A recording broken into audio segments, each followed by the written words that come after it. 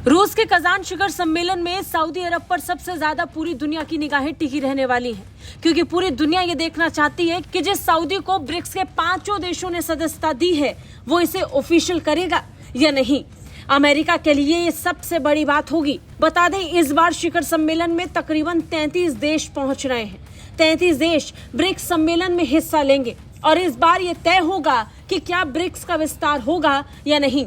रूस इस बार ब्रिक्स सम्मेलन का मेजबान देश है। रूसी राष्ट्रपति व्लादिमीर पुतिन ने ब्रिक्स के आयोजन से पहले पत्रकारों से बातचीत में कई सवालों के जवाब दिए और इन सब के बीच में अब जब ब्रिक्स का आयोजन होने वाला है तो पूरी दुनिया की निगाहें सऊदी अरब पर टिकी होंगी।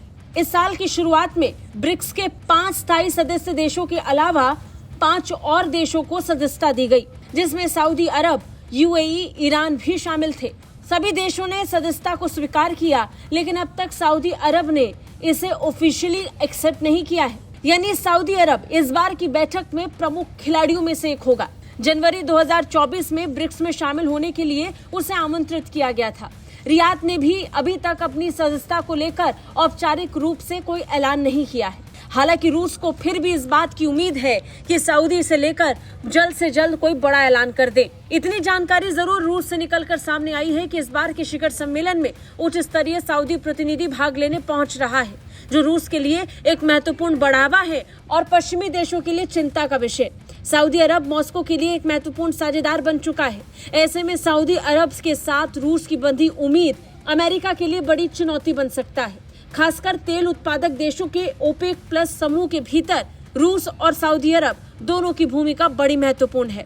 राष्ट्रपति व्लादिमीर पुतिन और सऊदी क्राउन प्रिंस मोहम्मद बिन सलमान के बीच व्यक्तिगत संबंधों ने उनके सहयोग को मजबूत किया है। दरअसल पिछले दिसंबर में पुतिन की रियाद यात्रा ने दोनों देशों के बीच संबंधों के अभूतपूर्व स्तर को रेखांकित किया था। बड़े स्तर पर दोनों देश एक दूसरे के करीब आए। व्यापारिक तौर पर भी सऊदी ने रूस के आगे हाथ बढ़ाया। रूस यूक्रेन युद्ध के बाद से रूस के संबंधों में बड़ा बदलाव देखने को मिला है।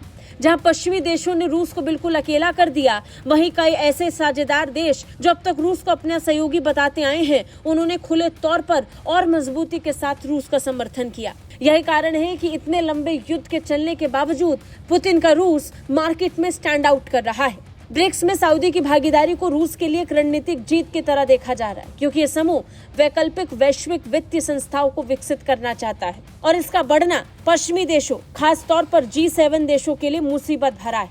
यही कारण है कि वैश्विक स्तर पर कई बार ब्रिक्स के अस्तित्व को लेकर सवाल उठते हैं। हाल ही में विदेश मंत्री डॉक्टर जयशंकर ने ब्रिक्स की अहमियत के बारे में जोर देकर पश्चिमी देशों को जवाब दिया था, जिसका हाल ही में रूस के राष्ट्रपति व्लादिमीर पुतिन ने भी समर्थन किया।